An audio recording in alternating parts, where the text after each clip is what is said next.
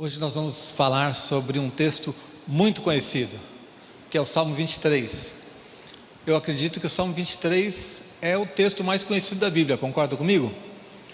Pessoas que nunca leram uma Bíblia na vida, nunca abriram uma Bíblia, escrevem no para-choque do caminhão: o Senhor é meu pastor, nada me faltará. Todo mundo conhece esse texto. Ele é tão rico para as nossas vidas. E hoje, nessa manhã, a gente vai refletir sobre ele e entender o que Deus tem para falar conosco, amém? Quero ler com você então Salmo 23. O Senhor é o meu pastor, nada me faltará. Ele me faz repousar em pastos verdejantes, leva-me para junto das águas de descanso, refrigera minha alma, guia-me pelas veredas da justiça, por amor do seu nome. Ainda que eu ande pelo vale da sombra da morte, não temerei mal nenhum, porque tu estás comigo, o teu bordão e o teu cajado me consolam. Preparas-me uma mesa na presença dos meus adversários, unges-me a cabeça com óleo, o meu cálice transborda. Bondade e misericórdia certamente me seguirão todos os dias da minha vida, e habitarei na casa do Senhor para todo o sempre. Amém? Como eu falei, esse é um dos textos, talvez o texto mais conhecido da Bíblia. E por que será que no meio de tantas coisas maravilhosas que existem na Bíblia, e vamos falar só dos salmos então, quantos salmos tremendos existem? São 150 salmos. Por que é que esse se destaca? Por que é que você gosta de ouvir o Salmo 23, ou de ler o Salmo 23, talvez mais do que outros? Por que as pessoas tornaram esse salmo tão famoso? Possivelmente porque ele fala coisas maravilhosas sobre o nosso pastor, amém? Sobre o nosso Senhor, sobre como ele nos guarda, nos protege, nos abençoa. Talvez por causa das promessas que estão aqui, porque esse salmo contém promessas maravilhosas. Mas quando um texto, ele é muito conhecido, e eu mesmo já preguei aqui, o apóstolo Lamartine já pregou sobre o Salmo 23, eu acredito que o pastor Daniel já pregou sobre o Salmo 23 aqui, todo mundo já pregou sobre o Salmo 23. Muitas vezes o texto tão conhecido, ele se torna meio que automático. Já entendeu isso? Já aconteceu com você? É algo que você repete, e às vezes não consegue entender o que realmente ele significa para a sua vida. Fica quase como uma reza decorada, uma oração decorada, algo que a gente faz religiosamente, automaticamente, mas sem que aquilo penetre no nosso coração. Porque é muito conhecido, muito repetido. Talvez algumas pessoas, quando viram nas redes sociais, domingo de manhã às 11 horas vai ser pregado o Salmo 23, talvez as pessoas tenham até pensado assim: Salmo 23 eu já conheço bem. E a gente, por conhecer muito, deixa de se aprofundar e entender o que tem aqui para a sua vida. Por isso eu creio que Deus me deu uma direção para pregar hoje a você através de perguntas. Porque eu poderia pregar aqui sobre as características desse pastor maravilhoso, eu poderia pregar sobre as promessas que existem nesse texto, e talvez você continuasse apenas na superfície. Quando nós fazemos perguntas, é a melhor maneira de nós sondarmos o nosso coração e procurarmos entender o que é que aquilo tem a ver com as nossas vidas. Por isso o título dessa mensagem são perguntas essenciais.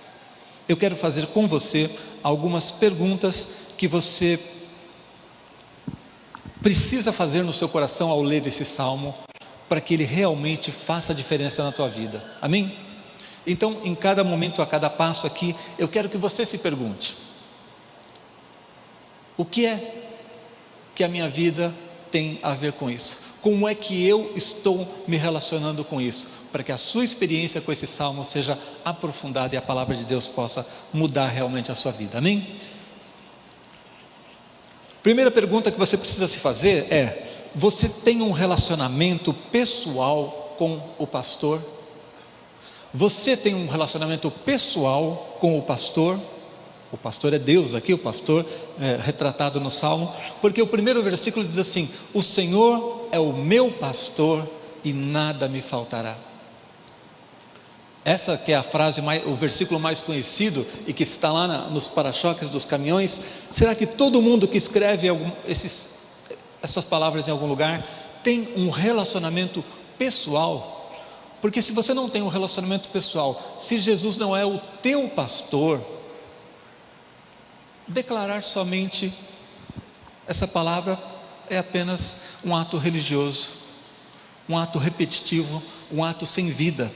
Então nós precisamos saber, Ele é o meu pastor, eu tenho uma experiência pessoal com Deus, eu tenho uma vida com Jesus. Porque se você tem uma vida com o Senhor, se você o conhece pessoalmente, aí sim, quando você declara, o Senhor é meu pastor, nada me faltará, é outra história, amém? Salmo 34, versículos 9 e 10 diz assim: temei o Senhor, vós os seus santos, pois nada falta aos que o temem. Os leõezinhos sofrem necessidade, passam fome, porém aos que buscam o Senhor, bem nenhum lhes faltará. É mais ou menos o mesmo texto, o Senhor é meu pastor e nada me faltará, escrito de outra maneira. Está dizendo assim, que aquele que conhece a Deus, aquele que teme a Deus, aquele que tem experiência com o Senhor, caminha com Ele, nada lhe falta. Diz aqui que até os leõezinhos, o leão é conhecido como o rei da floresta, como o mais poderoso dos animais, não é? Mas o texto está dizendo assim, que até os leõezinhos, o filhote do leão às vezes passa fome. Mesmo o símbolo do maior poder no mundo animal não é capaz de sempre suprir as necessidades, mas Deus é, amém? E Deus é capaz de suprir a sua necessidade, mas Ele precisa ser o seu Senhor, você precisa conhecê-lo pessoalmente. Eu já citei algumas vezes aqui o exemplo de John Wesley. Foi uma das experiências históricas que eu acho mais marcantes para ilustrar essa importância de um relacionamento pessoal.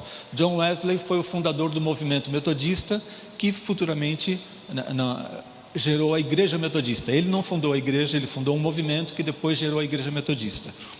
E foi uma pessoa tremendamente usada por Deus, na Inglaterra especialmente, mas no mundo inteiro, para trazer um grande avivamento. Um grande avivamento. Impressionante, por onde ele passava, tudo mudava, as coisas eram transformadas, as cadeias fechavam porque não tinha mais criminalidade, as pessoas se convertiam, buscavam a Deus. Foi um avivamento muito poderoso, de transformação de vidas. Mas Wesley tem uma experiência muito interessante. Certa vez ele já era um religioso, ele era um missionário anglicano, ele estava indo para os Estados Unidos para pregar o evangelho aos índios, ele era um missionário, amém? Já era conhecido como um homem de Deus, alguém que servia a Deus. E nessa viagem, o navio estava a ponto de afundar, e um grupo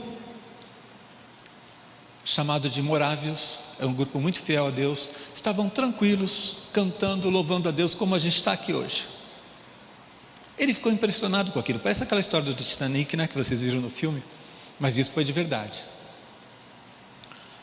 E ele ficou impressionado com aquilo. Quando passou a tempestade, o navio não afundou, ele foi conversar com eles, e um deles disse assim: você crê que Jesus é o teu Salvador? Wesley respondeu: eu sei que Ele é o Salvador do mundo. Perceberam? A pergunta foi: você crê que Ele é o teu Salvador? Que Jesus é o Salvador? Ele disse: eu creio que Ele é o Salvador do mundo. E então esse irmão morávio insistiu e disse assim: mas você crê que Ele é o teu Salvador? E Wesley respondeu: eu espero que sim. Faltava para aquele homem uma experiência pessoal com Deus, faltava ele ter a convicção de dizer: o Senhor é o meu pastor. Ele não é só o Deus de todo mundo, Ele não é o Senhor do universo, Ele é o meu pastor. Jesus não é simplesmente o Salvador, Ele é o meu Salvador. Eu creio que eu tenho experiência com Ele, eu ando com Ele. E quando Wesley, depois de um tempo de fracasso na Inglaterra, nos Estados Unidos como missionário, voltou para a Inglaterra, ele procurou de novo os morávios, e lá ele teve uma experiência de avivamento, e aí sim ele se tornou um grande homem de Deus. porque ele teve uma experiência pessoal com o Senhor. E nós precisamos ter essa experiência. Nós não podemos terceirizar a nossa fé. Hoje em dia eu vejo muitas pessoas que estão dentro das igrejas, estão buscando a Deus, mas estão terceirizando a sua fé. O que quer dizer isso? O marido diz assim para a mulher: olha, eu não vou na igreja não, ora por mim lá, tá bom? Ou então a pessoa chega aqui na igreja e olha, vê aquela irmãzinha lá que ora fervoroso, puxa, eu vou pedir oração para ela, porque ela é uma pessoa, ela tem vida de oração, ela conhece a Deus. Eu vou pedir para aquele profeta orar por mim, porque ele fala com Deus e Deus ouve a ele, não a mim. Então a gente está terceirizando a nossa fé, a gente está achando que outros vão ser os intermediários, os despachantes, né? Um intermediário é isso, né? Ele vai lá e resolve as coisas para você, que vão resolver o nosso problema com Deus. E muitos pastores, inclusive, enganam as pessoas e se propõem a ser esses intermediários, porque têm interesse em manipular a sua vida.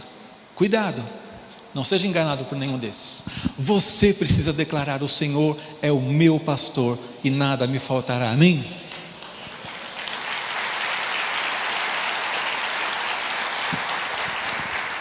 Vários outros textos na Bíblia prometem provisão das nossas necessidades, mas todos eles dizem a mesma coisa: você precisa ter um relacionamento pessoal com Deus. Você conhece muito bem Mateus 6,33, que diz: buscai, pois, em primeiro lugar o seu reino e a sua justiça, e todas essas coisas vos serão acrescentadas.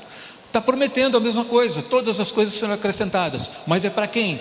Para quem busca em primeiro lugar o seu reino e a sua justiça. Romanos 8,32, mais uma vez um texto conhecido, justamente porque também tem uma promessa maravilhosa, mas mais uma vez é para quem crê. Aquele que não poupou seu próprio filho, antes por todos nós o entregou. Estou lendo Romanos 8,32. Aquele que não poupou o seu próprio filho, antes por todos nós o entregou, porventura não nos dará graciosamente com ele todas as coisas? Eu creio que as outras coisas Deus vai acrescentar, mas porque em primeiro lugar Ele deu Jesus por mim. Amém?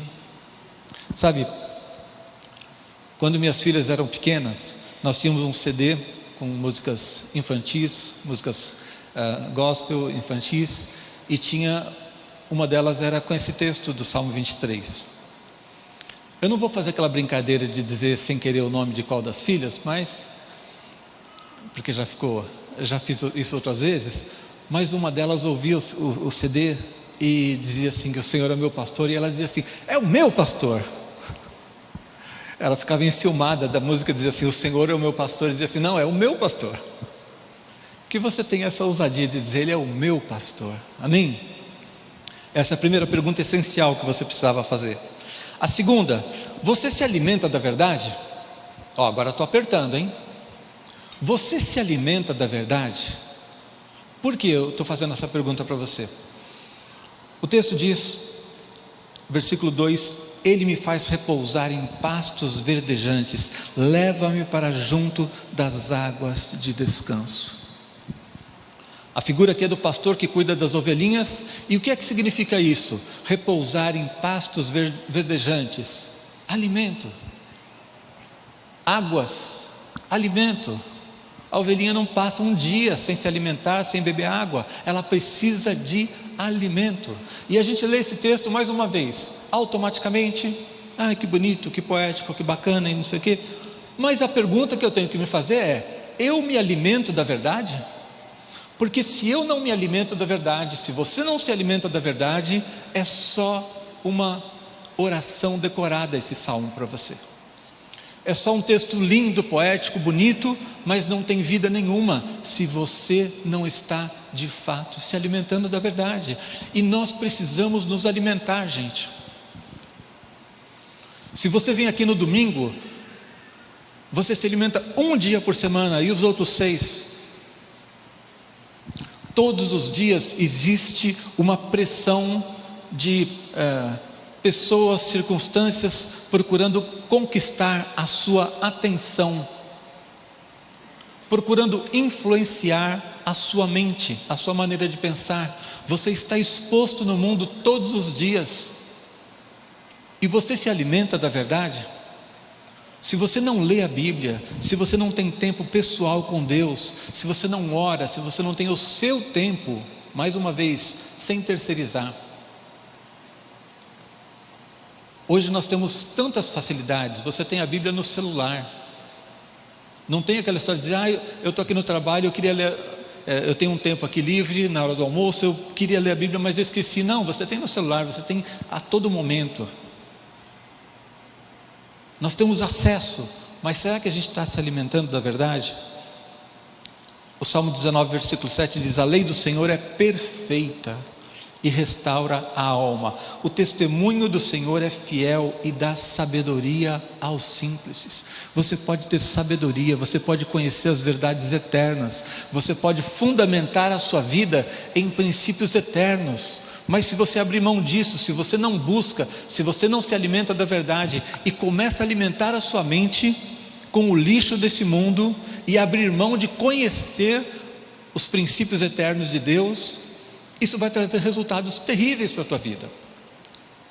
Uma pessoa pode até ter cumprido o primeiro passo, conhece sim o pastor, mas se não se alimenta da verdade, a vida espiritual dele vai ser tão pobre, tão medíocre, e ele vai ser tão influenciado por esse mundo, que vai ser difícil para nós distinguir entre o crente e o não crente. Você pode até ser salvo, no céu lá a gente se encontra, mas talvez aqui seja muito difícil perceber que você de fato é alguém que tem relacionamento com Deus, porque é preciso que a gente se alimente da verdade. Amém?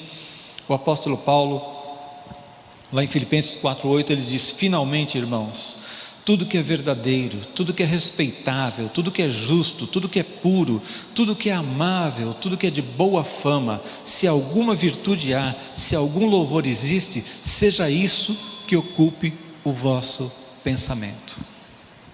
Ocupe a sua mente, o seu pensamento, com aquilo que é bom, perfeito, agradável, aquilo que agrada a Deus, aquilo em que existe honra, dignidade. E eu queria convidar você, faça um rápido levantamento aí, um inventário dentro da sua mente. Que nota você se daria? 0 a 10. Quanto você se alimenta com a verdade? Você conhece a Bíblia? Você se alimenta com a palavra de Deus? Você tem tempo pessoal com Deus para ler, estudar, entender, pedir que Deus te ilumine? Você tem experiência com Deus, do Espírito de Deus te ajudar e fazer daquele seu momento de oração e de leitura da Bíblia algo tremendo, algo maravilhoso? Você se alimenta com a verdade? Ou são os outros que estão alimentando a sua mente? Os outros estão decidindo o que é que vai entrar no seu coração. Você está lá só passivamente diante das redes sociais, diante da televisão, só recebendo influências do mundo todos os dias, e você não tem controle, você não tem domínio, você não é o Senhor da sua vida. Você precisa determinar qual é a verdade que vai alimentar o seu coração. A verdade precisa ser buscada, nós precisamos nos alimentar dela. Tem muitos interesses, muitas pessoas querendo manipular as nossas vidas, controlar o que nós pensamos. Existem pensamentos, existem filosofias, existem ideologias, existem por trás das redes sociais interesses comerciais, algoritmos que estão decidindo o que é que vai entrar no seu coração, o que é que você vai ver. E você está passivo diante de tudo isso, deixando que os outros direcionem o que é que você vai pensar? Ou você toma uma decisão e assume o que é que vai alimentar a sua vida, a sua mente? Provérbios 4:23 diz: sobre tudo que se deve guardar, a coisa mais importante, sobre tudo que se deve guardar, guarda o coração. E aqui está falando de mente, pensamentos, porque dele procedem as fontes da vida. As respostas para a sua vida estão na palavra de Deus. Endireitar os seus caminhos, ser bem-sucedido, ser próspero, conhecer a Deus, crescer espiritualmente, Tudo isso está à sua disposição se você está alimentado com a verdade. Mas se você permite que o lixo desse mundo esteja conduzindo a tua vida, se você está ficando parecidinho com aqueles que não conhecem a Deus, se você não está deixando o pastor te levar para os pastos verdejantes, para aquelas águas tranquilas, mais uma vez, não adianta a gente ler o texto e ser apenas algo poético. Amém? Terceira pergunta que você precisa fazer: você se submete à vontade de Deus? Olha, são só 5, tá? Eu estou explicando que são só 5 porque cada uma delas parece que está apertando um pouquinho mais. Então fique tranquilo que na quinta a gente acaba. Você se submete à vontade de Deus? Versículos 3 e 4 diz assim: refrigera minha alma, guia-me pelas veredas da justiça por amor do seu nome. Ainda que eu ande pelo vale da sombra da morte, não temerei mal nenhum, porque tu estás comigo, o teu bordão e o teu cajado me consolam. A gente, quando lê esse texto, presta muita atenção no livramento, quando ele diz que ainda que eu ande pelo vale da sombra da morte, e normalmente quando a gente prega sobre esse texto, é sobre isso que a gente vai falar, não é? Mas eu estou fazendo uma pergunta para você: você se submete à vontade de Deus? Por que eu estou te perguntando isso? Porque o texto diz assim: guia-me pelas veredas da justiça. Você só tem essa convicção de que mesmo andando pelo vale da sombra da morte vai estar tudo bem, quando você sabe que Jesus está com você, porque você se submete à vontade dele. Guia-me pelas veredas da justiça por amor do seu nome.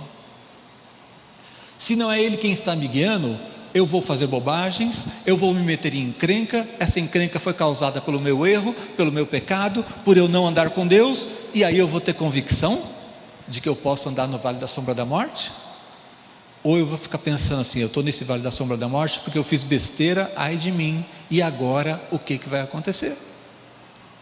Então a convicção de que eu posso até andar pelo vale da sombra da morte e estar tranquilo, é porque Ele guia os meus passos. A minha vida está nas mãos de Deus. Veja que a gente está gradualmente, como eu disse, apertando um pouquinho, sim. Primeiro eu preciso conhecer o Senhor, eu preciso conhecer o pastor, depois eu preciso me alimentar da verdade. Mas se eu me alimentar e não colocar em prática, funcionou? Se eu leio a Bíblia, mas na verdade não estou me submetendo à vontade de Deus, eu leio a Bíblia, mas eu leio a Bíblia só para saber como é que eu faço para Deus fazer a minha vontade. Eu leio a Bíblia, mas eu quero manipular a Deus para que as coisas sejam do meu jeito. Tem que ser do meu jeito. Eu não permito que Deus mude a minha vida. Eu não permito que Deus diga por onde é que eu vou andar. Eu vou, faço meus planos e peço a bênção de Deus. Eu não quero que Deus faça, eu não quero fazer a vontade de Deus. Eu quero apresentar os meus planos e Deus dizer o sim e o amém. Uma vez uma pessoa chegou para mim e falou: pastor, está aqui uns papéis, eu estou começando um negócio novo, eu queria que o senhor pusesse a mão e orasse. Eu falei: é só dar o carimbo? Você já fez os planos, você já montou o negócio, você fez tudo, e agora você só quer oração para carimbar, abençoar. Vocês acham que eu tenho o poder de abençoar, ou de pedir a bênção de Deus para o negócio, se os caminhos dele não foram orientados pela vontade de Deus? Se ele fez negócios fora da vontade de Deus, se ele não se submete à vontade de Deus, está fazendo um negócio errado, fora dos princípios de Deus, e aí vai chegar lá e o pastor só carimba, abençoado? Não vai funcionar. E eu tive que dizer para ele que não ia funcionar. E então eu questionei algumas coisas sobre o que ele estava fazendo, e ele percebeu que aquele caminho estava errado, e graças a Deus havia tempo ainda para ele desistir daqueles negócios. Eram negócios ilícitos, negócios que Deus não ia abençoar. Então eu preciso me submeter à vontade de Deus. Você precisa buscar a vontade de Deus e aceitá-la. E aqui tem 2 passos. Quando eu faço meus planos, eu busco a vontade de Deus, eu busco me enquadrar à vontade de Deus e me alegro nisso. E quando eu erro, eu aceito a disciplina. Também é submeter-se à vontade de Deus, porque a gente não vai ser perfeito em todos os momentos, não é? Então, mesmo buscando a vontade de Deus, você pode errar, Mas aí o texto diz que tem o bordão, o cajado. Para que o pastor usava isso? Primeiro para dirigir e empurrando as ovelhinhas para o caminho certo, mas quando uma se desviava, o que ele fazia? Puxava de volta. Tem gente que está tão fora da vontade de Deus, que faz os seus planos fora da vontade de Deus, não se submete à vontade de Deus, dá errado, sofre e ainda reclama. Quando vem a disciplina, ainda reclama da disciplina. Não se submete a Deus em nenhum momento. Você não precisa ser assim, amém? É muito mais gostoso, é muito mais tranquilo, é muito melhor, é muito mais seguro, é muito mais próspero o caminho daquele que ama a Deus e se submete à sua vontade. A vontade de Deus é boa, amém, boa, perfeita e agradável. Em Marcos 3,35 diz assim: portanto, qualquer que fizer a vontade de Deus, esse é meu irmão, irmã e mãe. Jesus disse: qualquer que fizer a vontade de Deus, esse é meu irmão, irmã e mãe. Jesus estava desprezando seus familiares de sangue ali? Não. Ele estava dizendo assim: quer andar comigo? Faça a minha vontade. Aí sim, esses são os meus. Faça a vontade de Deus. E a gente vivendo nesse tempo tão difícil, de tanto engano, sabe, a gente tem que tornar a vida dos falsos mestres, dos falsos pastores, difícil. Você entendeu o que eu quis dizer? Hoje tem tanta gente andando fora da vontade de Deus, procurando quem pregue aquilo que lhe agrada, que fica fácil a vida dos lobos. As ovelhinhas estão tudo ali pronta para ser devorada. Nós temos que tornar a vida dos infiéis difícil. O cara que pregar a palavra de Deus fora da direção de Deus, ele tem que ficar sem ninguém. Não pode ter uma multidão seguindo os falsos mestres. Vamos tornar a vida deles difícil? Não vamos ouvir aquele que está nos afastando da vontade de Deus, amém? Busque a Deus, se submeta à sua vontade. Lá em Efésios 6:6-8, Paulo diz assim: não servindo à vista como para agradar a homens, mas como servos de Cristo, fazendo de coração a vontade de Deus, servindo de boa vontade como ao Senhor, não como a homens, certos de que cada um, se fizer alguma coisa boa, receberá isso outra vez do Senhor, quer seja servo, quer seja livre. E lá em 1 João 2,17 diz assim: ora, o mundo passa, bem como a sua concupiscência, aquele porém que faz a vontade de Deus permanece eternamente, amém? Sejam desses que amam a vontade de Deus. A vontade de Deus não pode ser para você um peso. Ai meu Deus, o pastor está falando sobre fazer a vontade de Deus, e agora eu vou ter que me consertar. Não pode ser um peso para você. Você tem que ouvir isso com alegria. A vontade de Deus é boa, perfeita e agradável. Busque a vontade de Deus para a sua vida. E quando você se submete à vontade de Deus, aí você pode dizer assim: ainda que eu ande pelo vale da sombra da morte, eu não vou temer, porque eu sei que tu estás comigo, amém? Pode aplaudir o Senhor.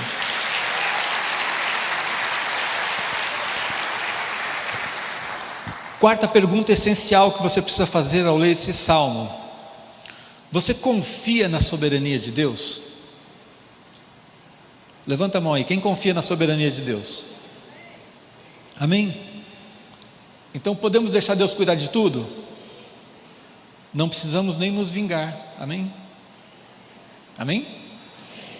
Não precisamos nos preocupar com inimigos, amém? Então vamos lá. Versículo 5 diz: preparas-me uma mesa na presença dos meus adversários, unges minha cabeça com óleo, o meu cálice transborda. Ele mudou um pouco de assunto e agora ele está dizendo assim: eu tenho inimigos, sabe quanto eu me preocupo com eles? Nada. É o Senhor esse Senhor que eu conheço, que eu ando com Ele, que eu me alimento da verdade, que eu me submeto à sua vontade, minha vida está na mão dEle. Então sabe qual é a minha preocupação? Zero. Surgiram problemas? Zero. Ah, mas tenho adversários, tenho inimigos, tem gente se levantando contra mim, tem uma malequita lá, um amaldiçoado. Zero. Vou me vingar, vai ter troco. Não precisa. O Senhor é o meu juiz. Amém? Já falei para vocês aqui, né? O nome Daniel significa o Senhor é o meu juiz. O que significa isso? Quando alguém se levanta contra você, você precisa se preocupar, você precisa gastar a sua energia com ressentimento, você precisa gastar a sua energia com ira, com brigas, com encrenca, com confusão. Você precisa lutar para ser reconhecido? Não. Sua vida não está na mão de Deus? Você confia na soberania de Deus, de que Deus vai dar um jeito nas coisas? Você confia que Deus vai te proteger se alguém se levanta contra você? Você confia que mesmo que alguém provoque algo contra você, que haja uma injustiça, de alguma maneira lá na frente Deus vai reverter as coisas e Ele vai abençoar a tua vida? Você confia na soberania de Deus? Ou você acha que se você não resolver tudo, as coisas estão perdidas?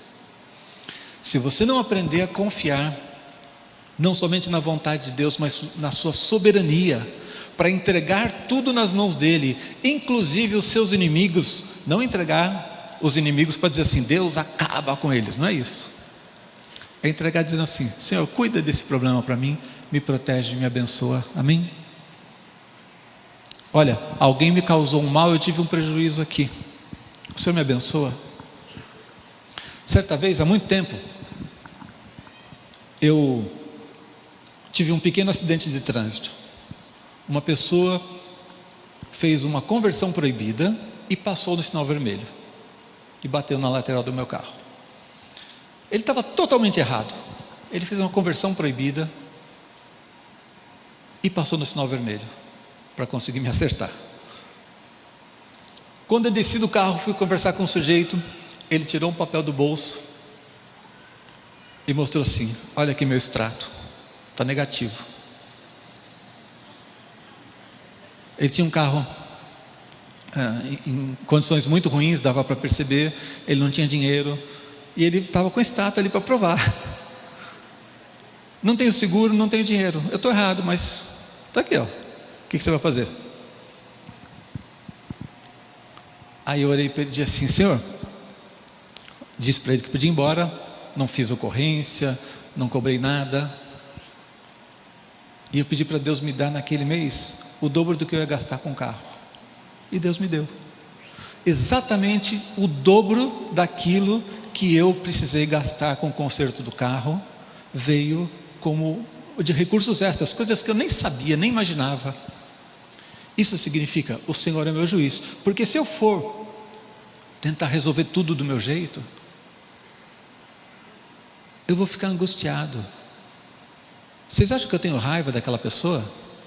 Eu fiquei um dia perdendo a paz, porque ele estava totalmente errado, ele cometeu 2 erros em seguida. Não. E todos os dias não existem pessoas, todos os dias não, espero que não seja todo dia, não é? Mas no mundo não acontece, na vida não acontece de alguém ser injusto com você? Não acontece de pessoas tramarem coisas, às vezes para conseguir uma promoção no seu lugar, não acontecem injustiças? O Senhor é meu juiz, eu sou ovelha, Ele é pastor, é Ele quem está cuidando de mim. Você só vai ter uma paz completa, essa paz que excede todo o entendimento, que a gente fala tanto, quando você crê que o Senhor é o seu juiz. Aí você vai ser livre desse peso de ressentimento, mágoa, muitas vezes raiva, ódio, sentimento de vingança. Por quê? O Senhor é o meu juiz, entrega nas mãos de Deus. E se aquela pessoa que te fez o mal não for capaz de se arrepender e devolver aquilo que você merecia, Deus vai levantar de outras formas, de outros lugares. Mas a tua vida está na mão de Deus ou não está? Ele tem controle sobre tudo ou não tem? Ele tem poder para fazer as coisas ou não tem? Ele tem poder para suprir as suas necessidades ou não tem? Você depende da justiça do mundo? Você vai ser feliz e vai viver em paz só se o mundo for justo e se todas as pessoas forem boas? E quando alguma injustiça acontece, quando algo não está correto, você perde a paz? Se você está lendo o Salmo 23, você precisa se perguntar: eu confio que o Senhor é meu juiz? E quando algo não der certo, eu sei que Ele ainda está comigo. E quando eu passar pelo vale da sombra da morte, por um lugar perigoso, eu ainda sei que Ele está presente na minha vida. Amém? Pode aplaudir o Senhor.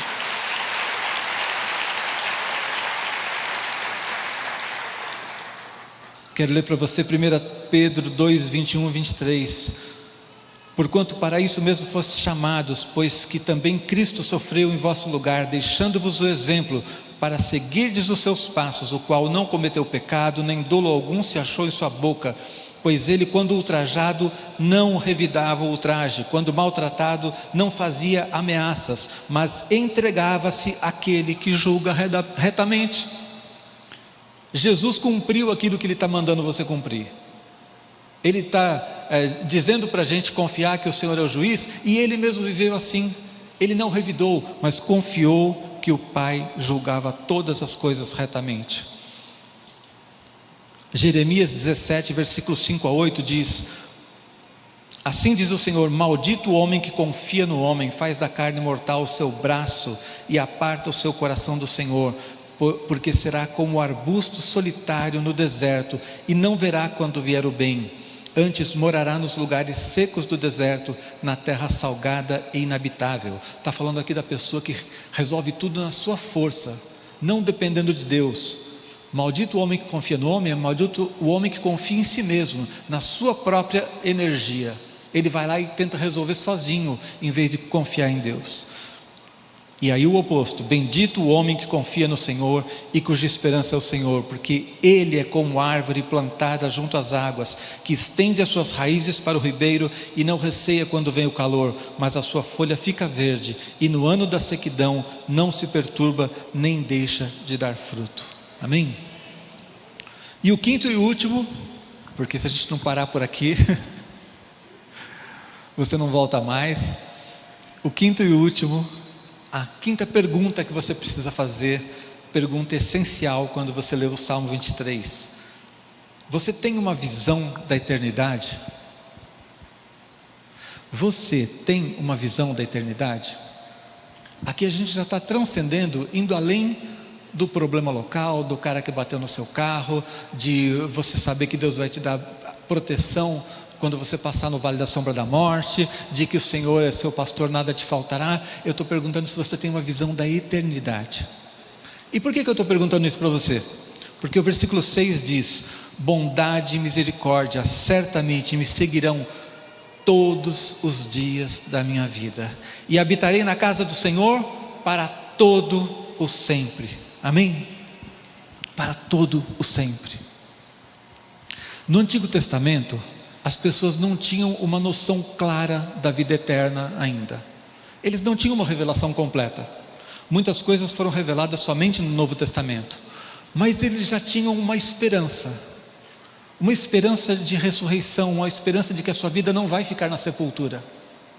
Uma esperança de que após a morte, eles estariam na presença de Deus. E eu creio que aqui o salmista está falando das duas coisas. Primeiro, que durante todos os dias da sua vida aqui, a bondade do Senhor estará sobre a sua vida. Mas ele diz: e habitarei na casa do Senhor para todo o sempre. A bênção de Deus está sobre a minha vida hoje.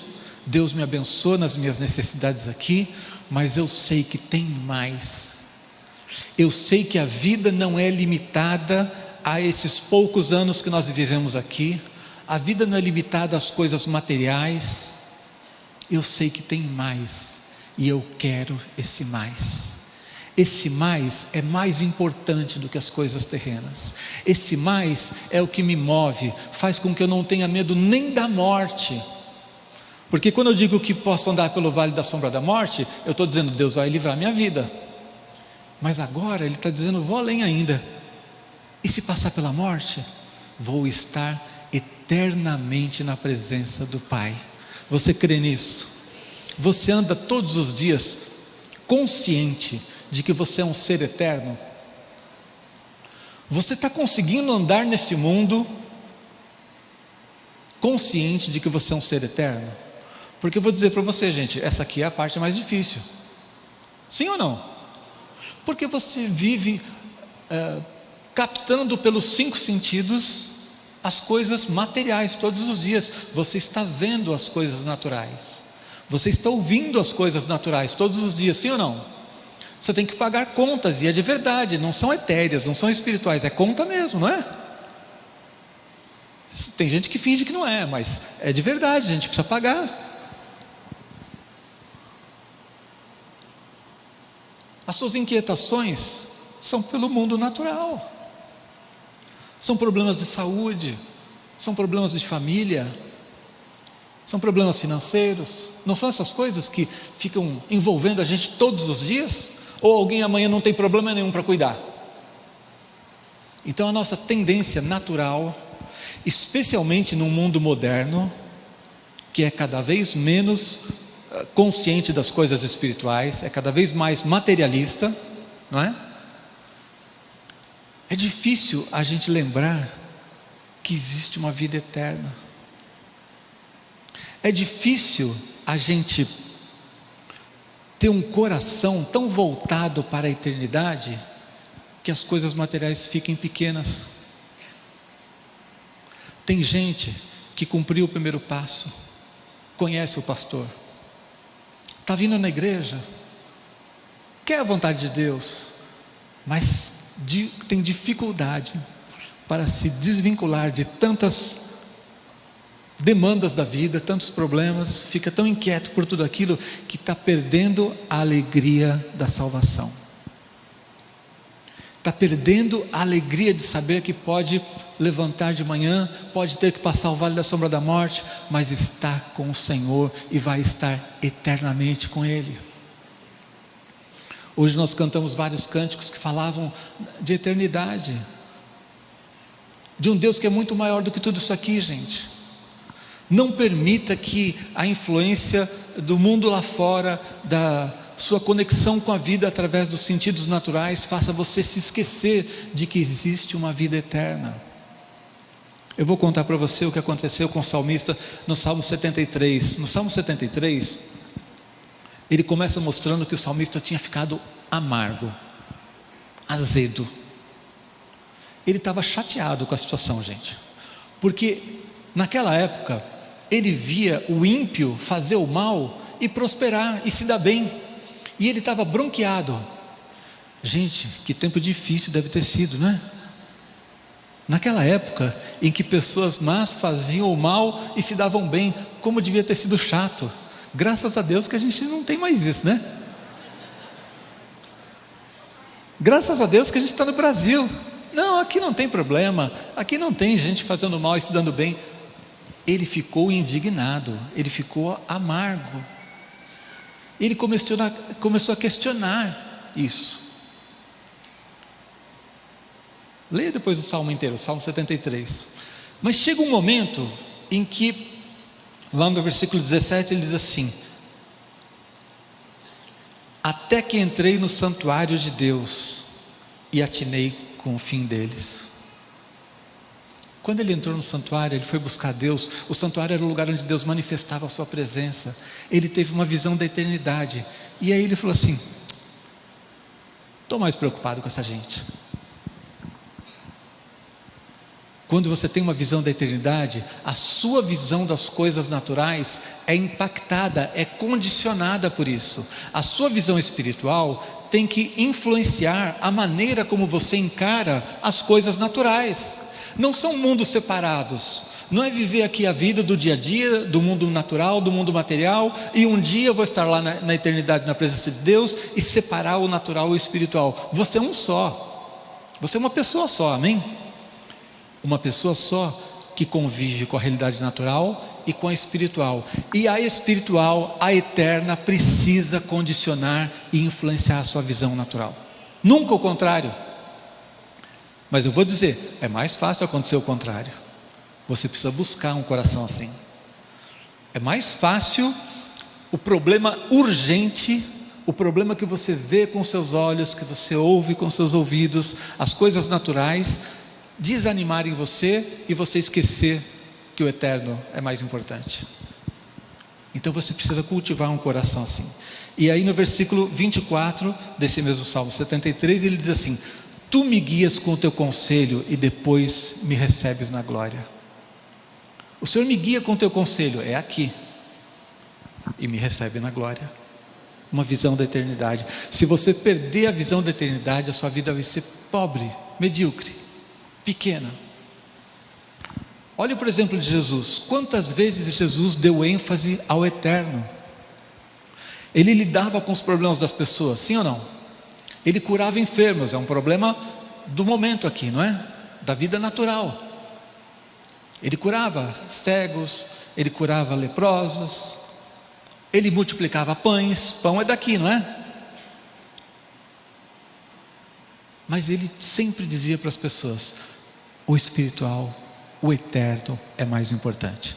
Por exemplo, não vou colocar os textos aqui, mas você deve conhecer, por exemplo, aquele caso em que Jesus mandou os discípulos de 2 em 2 para pregar o Evangelho, e eles voltaram felizes da vida, porque Jesus deu autoridade a eles. E quando eles voltaram, eles disseram assim: Senhor, até os demônios se submetem a nós, a gente ora e eles são expulsos e vão embora. E eles ficaram eufóricos com isso. Você não ficaria? Jesus manda você sair pregando e você vai lá, bota a mão nas pessoas, elas são curadas, expulsa os demônios, eles vão embora. Eles voltaram eufóricos. E Jesus falou para eles assim: fique feliz por isso, mas muito mais, porque o seu nome está escrito no livro da vida. Amém?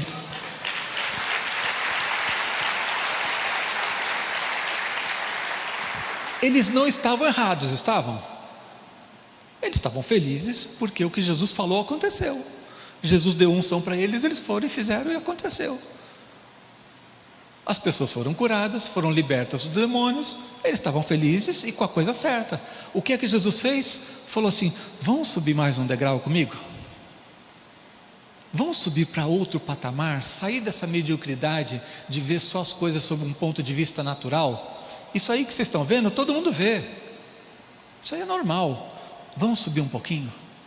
Se alegre pelo fato de que o seu nome está escrito no livro da vida. Você está feliz com o que Deus está fazendo na sua vida aqui? Existe uma vida eterna, não se esqueça disso.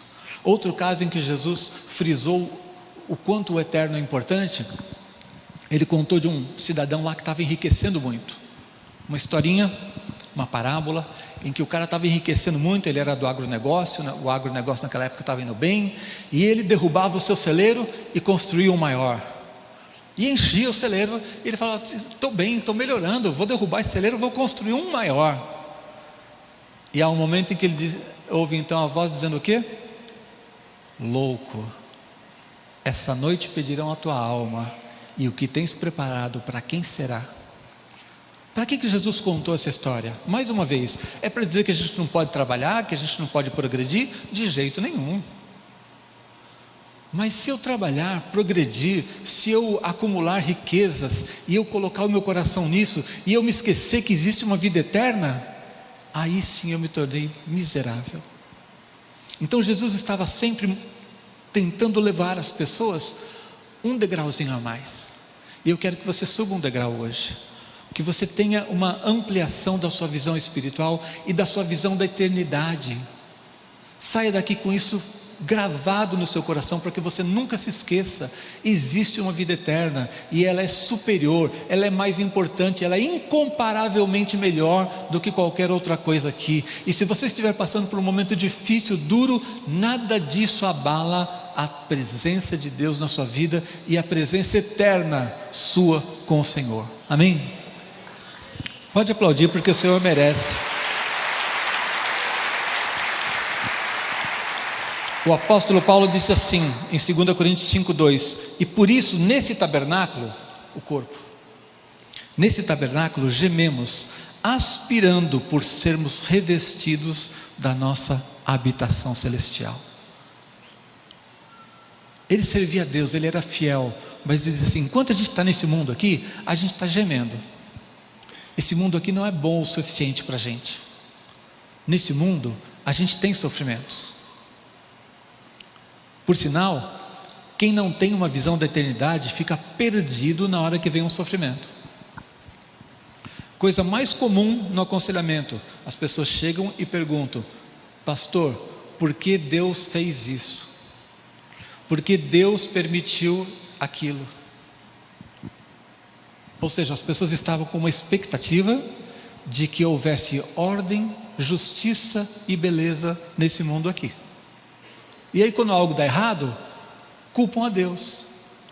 Por que Deus fez isso? Por que Deus permitiu aquilo? E atribuem todo o mal que acontece no mundo a Deus. Esquecem que esse mundo é um mundo contaminado pelo pecado e que perfeição nós vamos ter na eternidade. Você precisa ter uma visão da eternidade, senão você vai ficar confuso e desanimado nesse mundo aqui. Amém?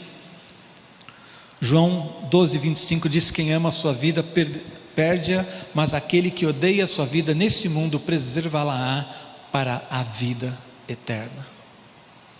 E o último texto que eu quero ler para você, e esse aqui é o último puxão de orelha que você vai ter nessa manhã, nessa tarde. 1 Coríntios 15:19. Se a nossa esperança em Cristo se limita apenas a essa vida, somos os mais infelizes de todos os homens. Se a sua esperança nesse mundo, se a sua esperança em Cristo se limita a essa vida aqui, eu disse que é uma visão medíocre, pobre. Paulo disse que você é o mais infeliz de todos. Se você vive nesse mundo apenas procurando ganhar a vida aqui, pautado por uma visão natural, por uma visão das coisas materiais, de ganhar dinheiro, de progredir, de vencer na vida aqui, e você não tem uma visão da eternidade, o apóstolo Paulo está dizendo que você é o mais infeliz de todos. Por quê? O que está lá fora, pelo menos ele não sabe de nada, então ele está sendo coerente com o que ele não sabe. Ele só conhece a vida natural, ele só conhece a vida material, e ele está seguindo isso. Você que conhece o eterno, você que começa a ler esse salmo dizendo: o Senhor é o meu pastor, não tem uma visão da eternidade? Aí as coisas ficam complicadas. Que miserável que é esse negócio, triste. Então você tem tudo para viver uma vida plena, abundante, para ter paz, para ter ousadia, para ter segurança nesse mundo, para dizer: o Senhor é meu pastor e nada me faltará, para dizer que ainda que você passe pelo vale da sombra da morte, você não vai ter medo de coisa alguma. Mas você precisa fazer essas perguntas essenciais. Ele é o teu pastor? Você tem comunhão com Deus? Você conhece o pastor? Você tem um relacionamento pessoal com Ele? Você deu um passo seguinte, você está se alimentando da verdade. Quando você se alimenta da verdade, você conhece a vontade de Deus, você crê, aceita a vontade de Deus, que é boa, perfeita e agradável.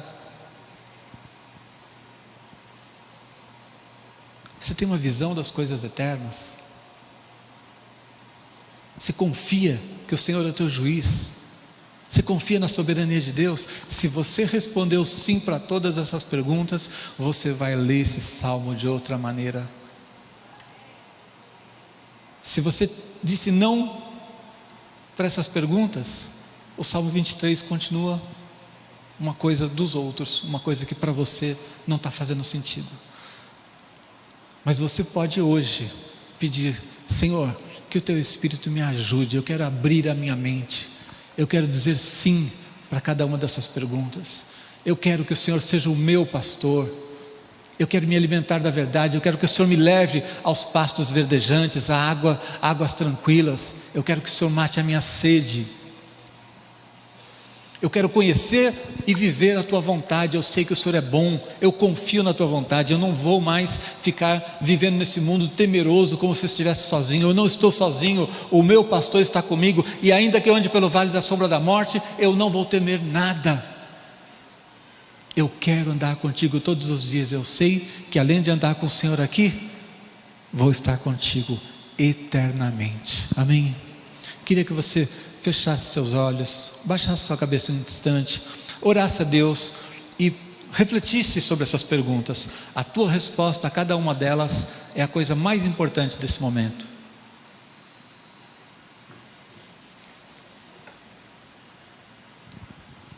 Eu quero fazer um primeiro desafio, um primeiro apelo para você. Mantenha a luz como estava para que eu possa enxergar.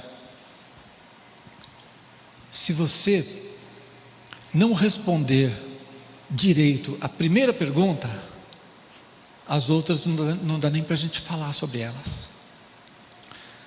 O Senhor é o teu pastor. Você já tem convicção de que você tem um relacionamento pessoal com Deus. Não tem nada a ver com a sua religiosidade, com a religião que você aprendeu com os seus pais, com a sua família, ou mesmo com o fato de você estar aqui numa igreja evangélica. Não, eu estou perguntando se você tem um relacionamento pessoal com o pastor.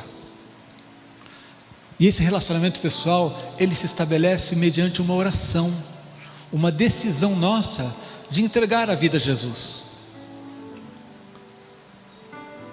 Jesus quer entrar no teu coração e na tua vida, mas você precisa dizer para Ele assim: Senhor, eu quero que Tu sejas o meu pastor, eu quero o Senhor presente na minha vida, eu quero Te entregar meu coração. Eu reconheço que eu sozinho não consigo, eu reconheço que eu não sou capaz de mudar a minha vida, eu reconheço que eu preciso do perdão para os meus pecados, eu reconheço que o Senhor morreu na cruz no meu lugar, e eu creio no sacrifício de Jesus. Eu quero que Jesus entre na minha vida. Se você quer fazer essa oração nessa manhã, levante a sua mão bem alto, porque eu quero orar junto com você para entregar a sua vida a Jesus. Glória a Deus pela sua vida aqui. Alguém mais? Alguém mais que quer hoje? Lá atrás eu estou vendo a sua mão aqui, estou vendo você. Glória a Deus pela sua vida. Se você está sentindo que existe uma luta espiritual, você sabe que você precisa disso, mas talvez por alguma timidez, por medo de se expor, ou por medo de dar um passo, você está numa luta. Diga sim para Jesus agora, e levante a sua mão bem alto, porque Ele vai salvar a tua vida, Ele vai entrar no teu coração, vai mudar a tua vida de hoje em diante, e você vai experimentar o que é caminhar nesse mundo, não mais como uma ovelha perdida, mas com o pastor do teu lado, cuidando da tua vida. Cada um de vocês que levantou a mão, veio aqui à frente, nós vamos orar juntos aqui, vamos fazer uma oração de confissão a Jesus. Pode vir, não tenha vergonha, não tenha timidez, nós vamos fazer